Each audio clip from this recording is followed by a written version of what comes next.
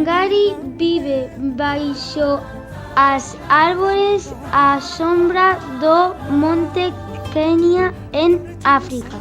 Escoita o canto dos paxaros no bosque cando vai coa súa nai buscar leña para cociñar. Axuda a recolleita da batata, a cana de azucre e o maíz en terra fértil. Wangari medra alta como as árbores do bosque. É moi boa alumna e gaña unha beca para ir estudar aos Estados Unidos.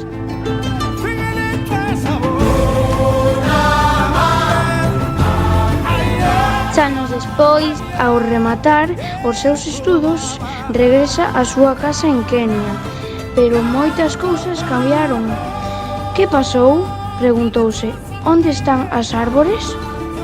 Wangari ve as mulleres encorvadas polo peso da leña que han de recoller. Moi lonxe das súas casas ve a terra arrasada, na que nada medra. Onde están os paxaros?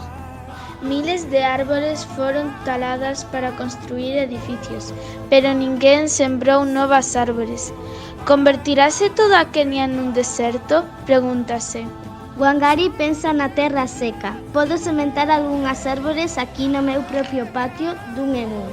Comeza con 9 arboliños. Pequenos brotes botan raíces e Wangari anímase a continuar sementando.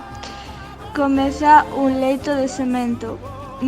Nun descampado, Wangari sementa filas de pequenas árbores.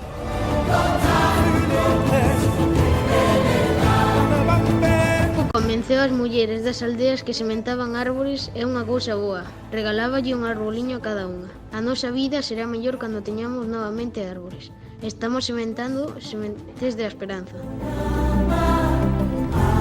As mulleres dispérsanse polas súas aldeas e sementan largas filas de arboliños Que esténdense como un cinturón verde por todo o campo. Os funcionarios do goberno ríanse. As mulleres non poden facer iso, dicían. Necesítanse gardabosques profesionais para sementar árbores. Wangari pagalles unha pequena cantidade por cada retoño inda vivo despois de 3 meses sementado. É a primeira vez nas súas vidas que gañaron cartos. A noticia voa como un murmurio do vento entre as ramas. O verde está voltando á aldea de Wangari. Pronto as mulleres de outras cidades, povos e aldeas de Kenia tamén póñense a sementar longas filas de arboliños. Pero a tala continúa. Wangari plántase firme como un carballo para protexer as bellas árbores que aínda quedan. Precisamos máis un parque ca un edificio de oficinas. Pero os funcionarios do goberno non están de acordo. Wangari impídelles o paso. Eles péganlle, dinlle que é unha alborotadora e métena na... Wangari mantense firme. O correcto é o correcto, inda que quede soa. Pero Wangari non está soa.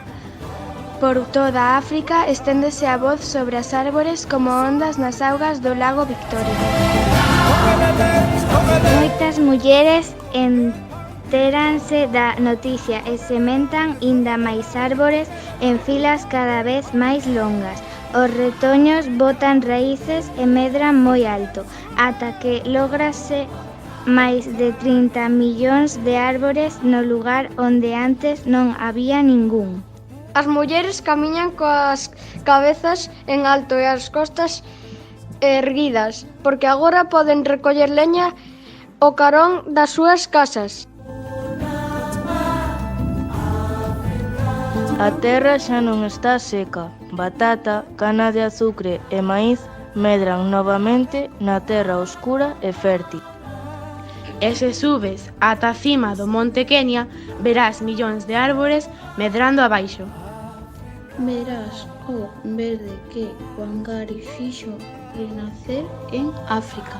O mundo enteiro escoita falar das árbores de Wangari e o seu exército de mulleres sementadoras. O verde bosque de Kenia renace.